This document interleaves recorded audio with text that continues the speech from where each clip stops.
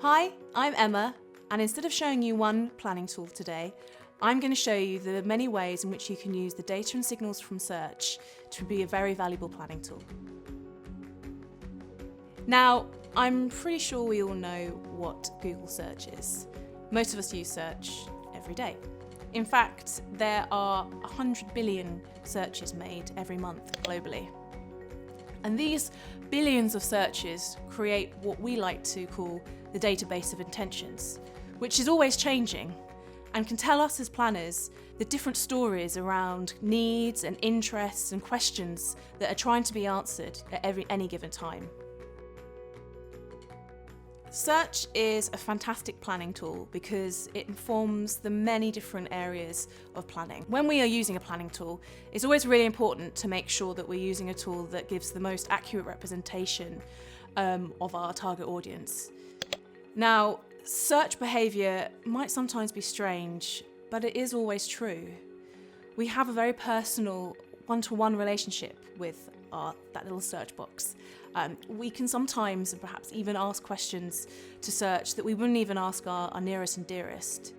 In one given day, search can be our doctor, our teacher, our personal shopper, and even more.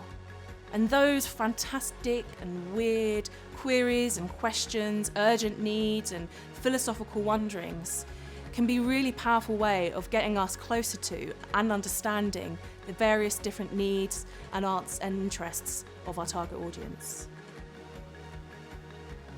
Key to engaging with your potential customer or target audience is by making sure that you land the right message at the right time. And search can really help you do this. Let's take the example of a four-wheel drive car. That's its official name, right? But how many of your potential customers are really searching for that? Well, if you look at search, you can see that 4x4 cars, or 4x4 is a term that's most commonly used.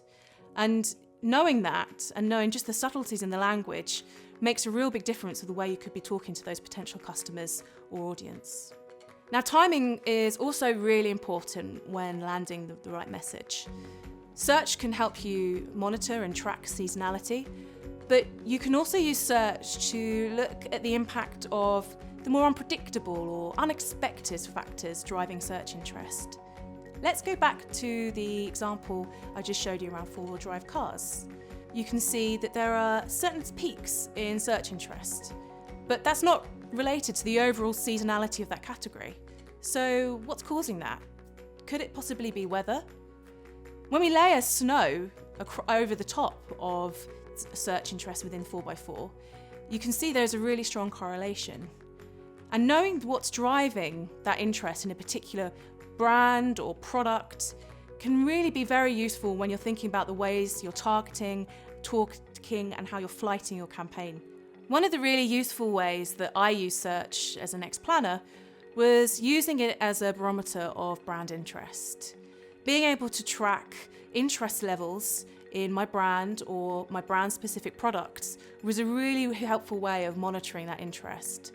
But also, it was really helpful in being able to measure the impact of other media channels, in particular offline or TV. And this leads us as planners to be able to ask really interesting questions. For example, what were the correlations between search interest and specific TV spots? Did we see that a particular area in the UK have a higher search interest and that media activity was more effective there, possibly? Did we see that the activity had a brand halo effect or a halo effect on specific products? All these questions not instantly show you how effective your campaign is, but also really, really helpful when planning future campaigns. A really interesting way to use search for planning is by identifying those cultural nuances. And search can show us how we are very similar, but also how we can be very different. Let's use pregnancy as an example for this. When you use the Google autocomplete box in Mexico and type in "my pregnant wife," the most suggested popular phrases are poems for my pregnant wife, words of love for my pregnant wife. When we move over to the US and type in "my wife is pregnant," The most popular and suggested terms are, my wife is pregnant, what do I do? My wife is pregnant, what now? So slightly more panicked husband out there over in the US. In the UK, the most popular and suggested terms are, my pregnant wife is so mean. My pregnant wife hates me.